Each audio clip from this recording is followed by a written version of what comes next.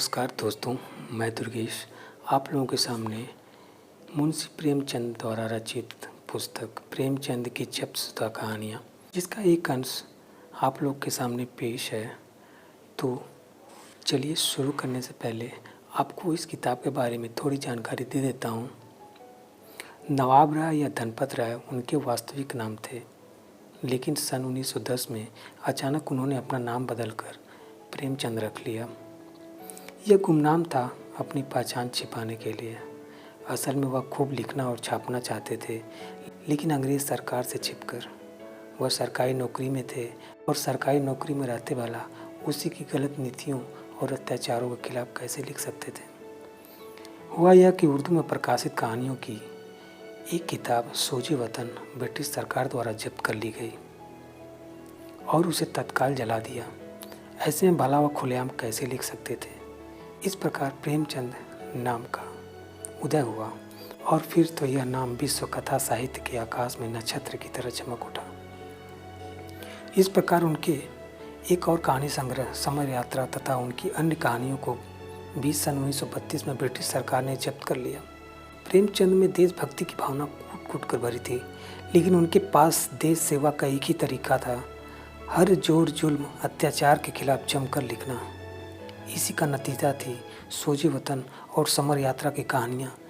ये सभी कहानियाँ इस संकलन में यहाँ एक साथ दी जा रही हैं, जो कथा रसिकों के साथ साथ शोधार्थियों के अध्ययन के लिए भी उपयोगी साबित होंगी। मिस्टर कानूनी कुमार एमएलए अपने ऑफिस में समाचार पत्रों, पत्रिकाओं और रिपोर्टों का एक ढेर लिए बैठे हैं। देश की चिंताओं से उनकी देह स्थूल हो गई है। सदैव देशोद्धार की फिक्र में पड़े रहते हैं। सामने पार्क है, उसमें कई लड़के खेल रहे हैं, कुछ पर्दे वाली स्त्रियां भी हैं। फेंसिंग के सामने बहुत से भीखमंगे बैठे हैं। एक चाय वाला एक वृक्ष के नीचे चाय बेच रहा है। कानूनी कुमार, देश की दशा कितनी खराब होती चली जा रही है। गवर्नमेंट कुछ नहीं करती, बस दावतें खाना और मौज उड़ाना उनका काम है। पार्क की ओर देखकर, यह कोमल कुमार सिगरेट पी रहा है। शोक, महाशोक, कोई कुछ नहीं कहता, कोई इसको रोकने की कोशिश भी नहीं करता। तंबाकू कितनी जहरीली चीज़ है, बालकों को इससे कितनी हानि होती है, ये कोई नहीं जानता। तंबाकू की रिपोर्ट देखकर रोंगटे खड़े हो जाते हैं। जितने बालक अपराधी होते हैं, उनमें 75% सिगरेटबाज होते हैं। बड़ी भयंकर दशा है, हम क्या करें। लाख इस पीछे दो, कोई सुनता ही नहीं। इनको कानून से रोकना चाहिए, नहीं तो अनर्थ हो जाएगा। कागज़ पर नोट करता है। तंबाकू बहिष्कार बिल पेश करूंगा। काउंसिल खुलते ही वह बिल पेश कर देना चाहिए। एक क्षण के बाद फिर पार्क की ओर ताकता है और पर्देदार महिलाओं को घास पर बैठे देखकर लंबी सांस लेता है। गजब है, गजब है, कितना घोर अन्याय, कितना पाशविक व्यवहार। ये कोमलांगी सुंदरियां चादर में लिपटी हुई कितनी भद्दी, कितनी फूहड़ मालूम होती हैं। अभी तो देश का यह हाल हो रहा है। रिपोर्ट देखकर स्त्रियों की मृत्यु संख्या बढ़ रही है।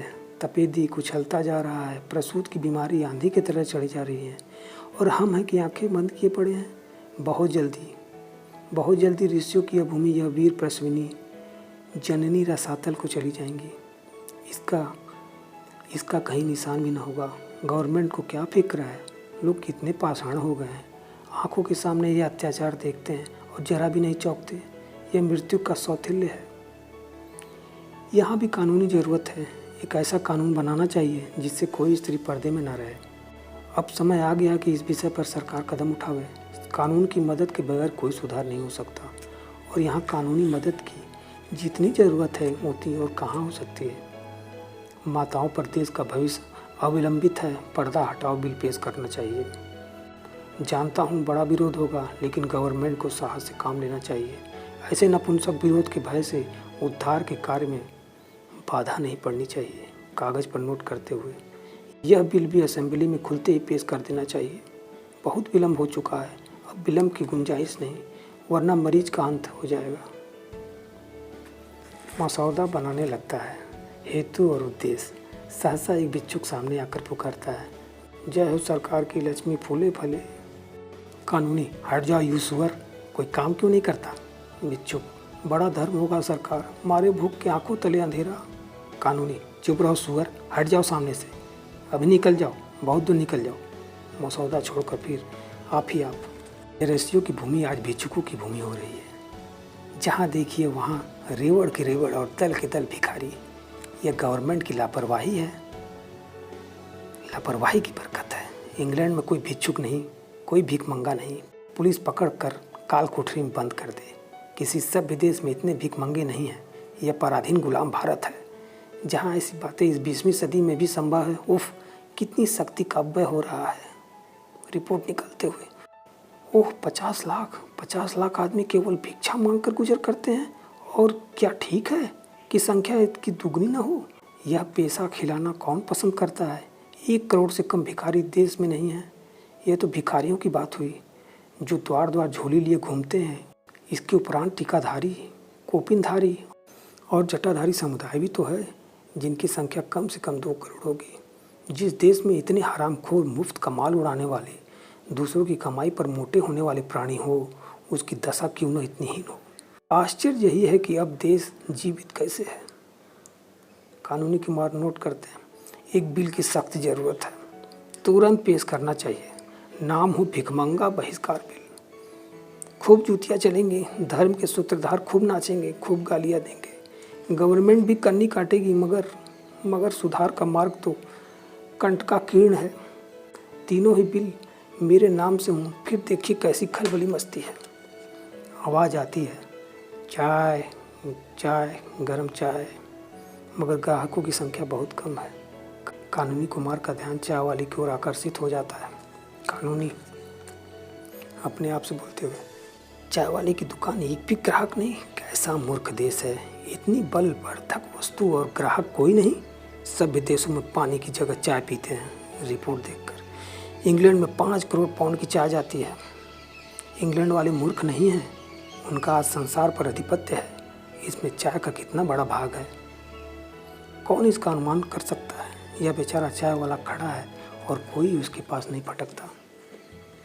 चीन वाले चाय पी पी कर स्वाधीन हो गए, मगर हम चाय न पिएंगे। क्या अकल है। गवर्नमेंट का सारा दोष है। कीटों से भरे हुए दूध के लिए कितना शोर मचाता है, मगर चाय को कोई नहीं पूछता जो कीटों से खाली उत्तेजक और पुष्टिकारक है। सारे देश की मति मारी गई है। कानूनी कुमार नोट करते हैं। गवर्नमेंट से प्रश्न करना चाहिए। असेंबली खुलते ही प्रश्नों का तांता बांध दूंगा। प्रश्न, क्या गवर्नमेंट बताएगी कि गत 5 सालों में भारतवर्ष में चाय की खपत कितनी बढ़ी है और इसका सर्वसाधारण में प्रचार करने के लिए गवर्नमेंट ने क्या कदम उठाए हैं। तभी एक रमणी का प्रवेश होता है, जिसके कटे हुए केस, आड़ी मांग, पारसी रेशमी साड़ी, कलाई पर घड़ी, आंखों पर ऐनक, पाँव में ऊंची एड़ी, लेडीज शू, हाथ में एक बटुआ लटकाए हुए, साड़ी में ब्रूच है, गले में मोतियों की माला। कानूनी हाथ बढ़ाकर, हेलो मिसेज बॉस, आप खूब आई। कहिए किधर की सैर हो रही है? आपकी तो आलोक में आपकी कविता बड़ी सुंदर थी। मैं तो पढ़कर मस्त हो गया। इस नन्हे से हृदय में इतने भाव कहाँ से आते हैं? मुझे आश्चर्य होता है। शब्द विन्यास की तो आप रानी हैं। ऐसे ऐसे चोट करने वाले भाव आपको कैसे सूझ जाते हैं? मिसेज बॉस, दिल जलता है तो उसमें आपसे आप धुएं के बादल निकलते हैं। जब तक स्त्री समाज पर पुरुषों का अत्याचार रहेगा, ऐसे भावों की कमी नहीं रहेगी। कानूनी कुमार, क्या इधर कोई नई बात हो गई? बॉस, रोज़ ही होती रहती है। मेरी रे डॉक्टर बोस की आज्ञा नहीं की किसी से मिलने जाओ या कहीं सैर करने जाओ। अब की कैसी गर्मी पड़ी है कि सारा रक्त जल गया, पर मैं पहाड़ों पर ना जा सकी। मुझसे अत्याचार या गुलामी नहीं सही जाती। कानूनी, डॉक्टर बोस भी तो पहाड़ों में नहीं गए। बॉस, वह ना जाएं, उन्हें धन की हाय हाय पड़ी है, मुझे क्यों? अपने साथ लिए मरते हैं। वह क्लब में नहीं जाना चाहते, उनका समय रुपए उगलता है, मुझे क्यों रोकते हैं? वह खद्दर पहने, मुझे क्यों अपनी पसंद के कपड़े पहनने से रोकते हैं? वो अपनी माता और भाइयों को गुलाम बनाए रखे हैं, मुझे क्यों उनके साथ रो रो कर दिन काटने पर मजबूर करते हैं? मुझसे बर्दाश्त नहीं होता। अमेरिका में कटु वचन कहने पर संबंध विच्छेद हो जाता है। पुरुष जरा देर घर आया और स्त्री ने तलाक दे दिया। वह स्वाधीनता का देश है, वहाँ लोगों के विचार स्वाधीन है। यह गुलामों का देश है, यहाँ हर एक बात में उसी गुलामी की छाप है। मैं अब डॉक्टर बोस के साथ नहीं रह सकती, नाक में दम आ गया है। इसका उत्तरदायित्व उन्हीं लोगों पर है जो समाज के नेता और व्यवस्थापक बनते हैं। अगर आप चाहते हैं कि स्त्रियों को गुलाम बनाकर स्वाधीन हो जाएं, तो यह अनहोनी बात है। जब तक तलाक का कानून न जारी होगा, आपका स्वराज आकाश कुसुम नहीं होगा। डॉक्टर बोस को आप जानते हैं, धर्म में उनकी कितनी श्रद्धा है। खप्त कहिए, मुझे धर्म के नाम से घृणा है। इसी धर्म ने स्त्री जाति को पुरुष की दासी बना दिया। मेरा बस चले तो मैं सारे धर्म की पोथियों को उठाकर परनाले में फेंक दूँ। तभी मिसेज एयर का प्रवेश होता है। गोरा रंग, ऊंचा कद, ऊंचा गाउन, गोल हांडी की सी टोपी, आंखों पर ऐनक, चेहरे पर पाउडर, गालों और ओठों पर सुर्ख पेंट, रेशमी जुर्राबे और ऊंची एड़ी के जूते। कानूनी कुमार हाथ बढ़ाकर, हेलो मिसेज एयर, आप खूब आई। कहिए, किधर की सैर हो रही है? आलोक में अब की आपका लेख अत्यंत सुंदर था, मैं तो पढ़कर दंग हो गया। मिसेज एयर मिसेज बोस की ओर मुस्कुराकर, दंग ही तो रह गए या कुछ किया भी? हम स्त्रियां अपना कलेजा निकाल कर रख दें, लेकिन पुरुषों का दिल न पसीजेगा। बोस, सत्य, बिल्कुल सत्य। एयर, मगर इस पुरुष राज का बहुत जल्दी अंत हुआ जाता है। स्त्रियां अब कैद में नहीं रह सकती। मिस्टर एयर की सूरत मैं नहीं देखना चाहती। मिसेस बोस मुंह फेर लेती हैं। कानूनी मुस्कुराकर, मिस्टर एयर तो खूबसूरत आदमी हैं। लेडी एयर, उनकी सूरत उन्हें मुबारक रहे। मैं खूबसूरत पराधीनता नहीं चाहती, बस सूरत स्वाधीनता चाहती हूँ। वह मुझे अब की ज़बरदस्ती पहाड़ पर ले गए। वहाँ की शीत मुझसे नहीं सही गई। कितना कहा कि मुझे मत ले जाओ, मगर किसी तरह ना माने। मैं किसी के पीछे पीछे कुतिया की तरह नहीं चलना चाहती। मिसेस बोस उठकर खिड़की के पास चली जाती हैं। कानूनी, अब मुझे मालूम हो गया कि तलाक का बिल असेंबली में पेश करना पड़ेगा। एयर, खैर आपको मालूम तो हुआ, मगर शायद क़यामत में। कानूनी, नहीं मिसेज एयर, अब की छुट्टियों के बाद ही यह बिल पेश होगा और धूमधाम के साथ पेश होगा।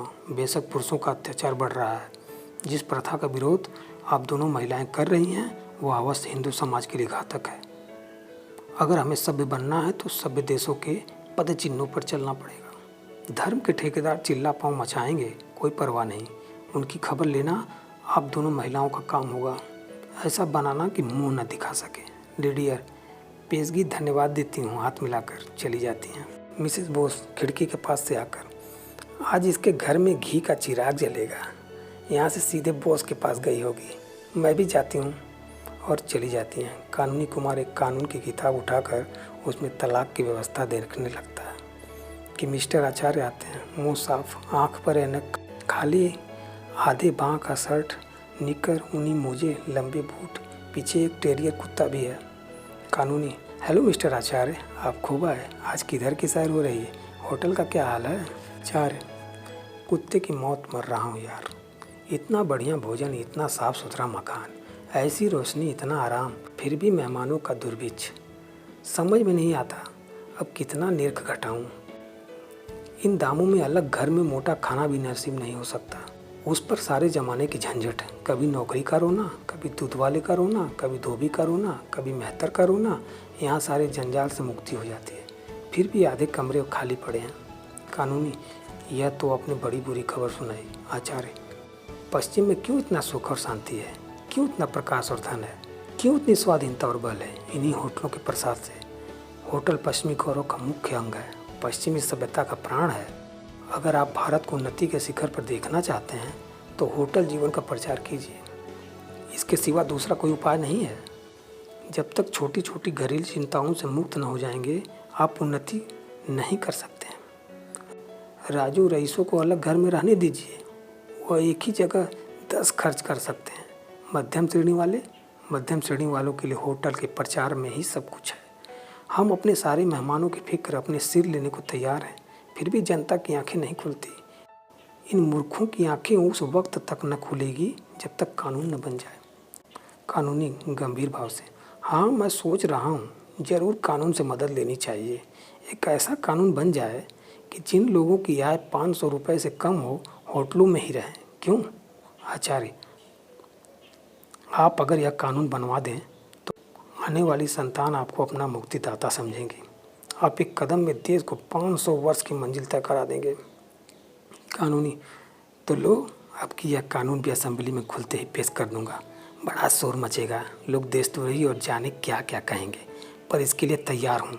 इतना दुख होता है जब लोगों को अहिर के द्वार पर लुटिया लिए खड़ा देखता हूँ। स्त्रियों का जीवन तो नरक तुल्य है। सुबह के 10-12 बजे रात तक घर के धंधों से फुर्सत नहीं। कभी बर्तन मांजो, कभी भोजन बनाओ, कभी झाड़ू लगाओ। फिर स्वास्थ्य कैसे बने, जीवन कैसे सुखी हो, सैर कैसे करे, जीवन के आमोद प्रमोद का आनंद कैसे उठावे, अध्ययन कैसे करे। आपने खूब कहा, एक कदम में 500 सालों की मंजिल पूरी हो जाती है। आचार्य, तो आपके बिल पेश करवा दीजिएगा। कानूनी आवास।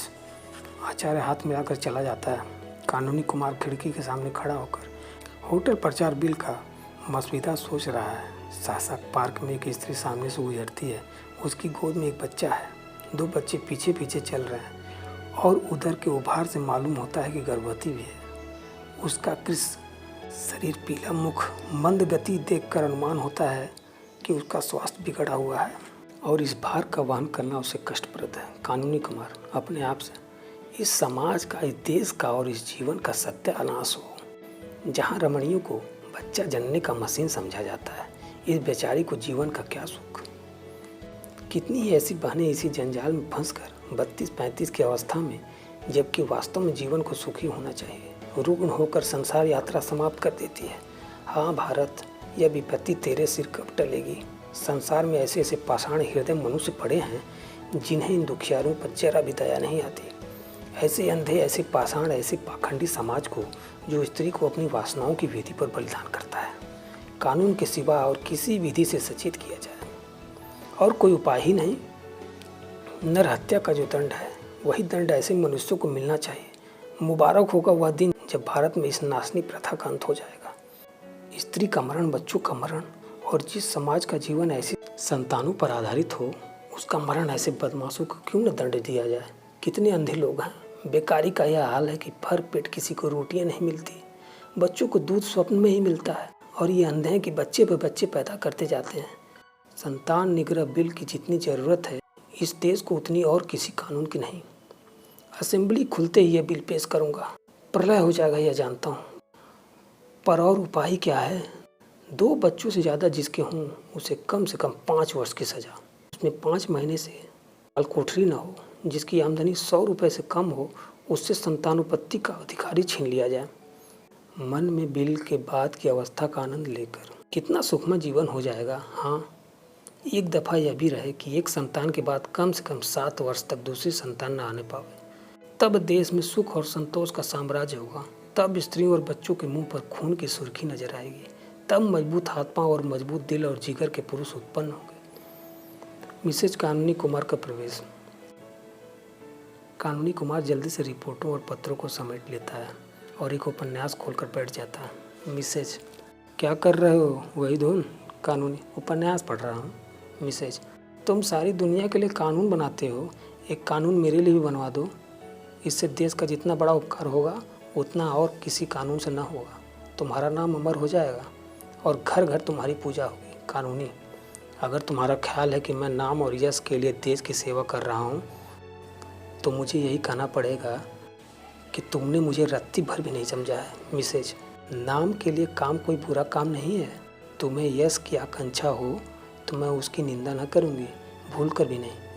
मैं तुम्हें एक ऐसी ही तदबीर बता दूँगी जिससे तुम्हें इतना यश मिलेगा कि तुम उब जाओगे। फूलों की इतनी वर्षा होगी कि तुम उसके नीचे दब जाओगे।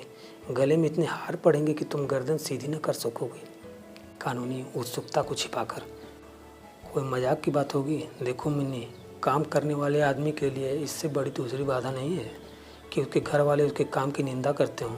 मैं तुम्हारे इस व्यवहार से निराश हो जाता हूँ। मिसेज, तलाक का कानून तो बनाने जा रहे हो, अब क्या डर है?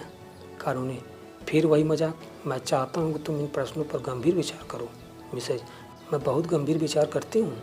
सच मानो, मुझे इसका दुख है कि तुम मेरे भावों को नहीं समझते। मैं इस वक्त तुमसे जो बात करने जा रही हूँ उसे मैं देश की उन्नति के लिए आवश्यक ही नहीं, परम आवश्यक समझती हूँ। मुझे इसका पक्का विश्वास है। कानूनी, पूछने की हिम्मत तो नहीं पड़ती, अपनी जेब में डालने के लिए हंसता हुआ। मिसेज, मैं खुद ही कहने आई हूँ। हमारा वैवाहिक जीवन इतना लज्जास्पद है, तुम खूब जानते हो। रात दिन रगड़ा झगड़ा मचा रहता है। कहीं पुरुष स्त्री पर हाथ सब कर लेता है, कहीं स्त्री पुरुष की मूँछों को बाल नोचती है।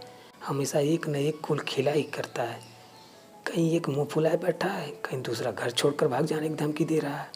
कारण जानते हो क्या? कभी सोचा है? पुरुषों की रसिकता और कृपणता, यही दोनों ऐब मनुष्यों के जीवन को नरक तुल्य बनाए हुए हैं। जिधर देखो अशांति, विद्रोह है, बाधा है। साल में लाखों हत्याएं इन्हीं बुराइयों के कारण हो जाती हैं। लाखों स्त्रियां पतित हो जाती हैं, पुरुष मद्य सेवन करने लगते हैं। यह बात है या नहीं कानूनी? बहुत सी बुराइयां ऐसी हैं जिन्हें कानून नहीं रोक सकता। मिसेज कानूनी का हाका मारकर, अच्छा क्या आप भी कानून की असक्षमता को स्वीकार करते हैं? मैं यह नहीं समझती थी। मैं तो कानून को ईश्वर से ज़्यादा सर्वव्यापी सर्वशक्तिमान समझती हूँ। कानूनी, फिर तुमने मजाक शुरू किया? मिसेज, अच्छा लो कान पकड़ती हूँ, अब न हंसूंगी। मैंने उन बुराइयों को रोकने के लिए एक कानून सोचा है। उसका नाम होगा दंपति सुख शांति बिल। उसकी 2 मुख्य धाराएं होंगी और कानूनी बारीकियां तुम ठीक कर लेना।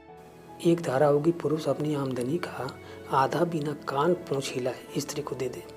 अगर न दे तो 5 साल कठिन कारावास और 5 महीने काल कोठरी। दूसरी धारा होगी, 15 से 50 तक के पुरुष घर से बाहर न निकलने पाएं। अगर कोई निकले तो 10 साल कारावास और 10 महीने काल कोठरी। बोलो मंजूर है? कानूनी गंभीर होकर, असंभव। तुम प्रकृति को पलट देना चाहती हो। कोई पुरुष घर में कैदी बनकर रहना स्वीकार नहीं करेगा। मिसेज, वो करेगा और उसका बाप करेगा। पुलिस डंडे के जोर से कराएगी, न करेगा तो चक्की पीसनी होगी। करेगा कैसे नहीं? अपनी स्त्री को घर की मुर्गी समझना और दूसरी स्त्रियों के पीछे दौड़ना क्या खाला जी का घर है? तुम अभी इस कानून को अस्वाभाविक समझते हो। मत घबराओ, स्त्रियों का अधिकार होने दो। यह पहला कानून न बन जावे तो कहना कि कोई कहता था स्त्री एक एक पैसे के लिए तरसे और आप गुलछर्रे उड़ाएं। दिल लगी है? आधी आमदनी स्त्री को दे देनी पड़ेगी, जिसका उससे कोई हिसाब न पूछा जाएगा। कानूनी, तुम मानव समाज को मिट्टी का खिलौना समझती हो। मिसे, कदापि नहीं। मैं यही समझती हूँ कि कानून सब कुछ कर सकता है, मनुष्य का स्वभाव भी बदल सकता है। कानूनी, कानून यह नहीं कर सकता। मिसेज, कर सकता है। कानूनी, नहीं कर सकता। मिसेज, कर सकता है। अगर वह ज़बरदस्ती लड़कों को स्कूल भेज सकता है, अगर वह ज़बरदस्ती विवाह की उम्र नियत कर सकता है, अगर वह ज़बरदस्ती बच्चों को टीका लगवा सकता है, तो वह ज़बरदस्ती पुरुषों को घर में बंद भी कर सकता है। उसकी आमदनी का आधा स्त्रियों को भी दिला सकता है। तुम कहोगे पुरुष को कष्ट होगा? ज़बरदस्ती जो काम कराया जाता है उसमें करने वाले को कष्ट होता है। तुम उस कष्ट का अनुभव नहीं करते, इसलिए वह तुम्हें नहीं अखरता। मैं यह नहीं कहती कि सुधार जरूरी नहीं है। मैं भी शिक्षा का प्रचार चाहती हूँ। मैं भी बाल विवाह बंद कराना चाहती हूँ। मैं भी चाहती हूँ कि बीमारियाँ न फैले, लेकिन कानून बनाकर ज़बरदस्ती या सुधार नहीं करना चाहती। लोगों में शिक्षा और जागृति फैलाओ, जिससे कानूनी भय के बगैर यह सुधार हो जाए। आपसे कुर्सी तो छोड़ी नहीं जाती, घर से निकला नहीं जाता, शहरों की विलासिता को एक दिन के लिए भी नहीं त्याग सकते और सुधार करने चलें आप देश का। इस तरह सुधार न होगा। हाँ, पराधीनता की बेड़ी और भी कठोर हो जाएगी। मिसेज कुमार चली जाती हैं और कानूनी कुमार अव्यवस्थित चित्त सा कमरे में टहलने लगता है। धन्यवाद दोस्तों। आप लोगों को यह कहानी कैसी लगी प्लीज़ कमेंट बॉक्स में ज़रूर कमेंट कीजिएगा। दुर्गेश कुमार राय आप लोगों से फिर मिलता है अगली किसी कहानी को पेश करते हुए। धन्यवाद।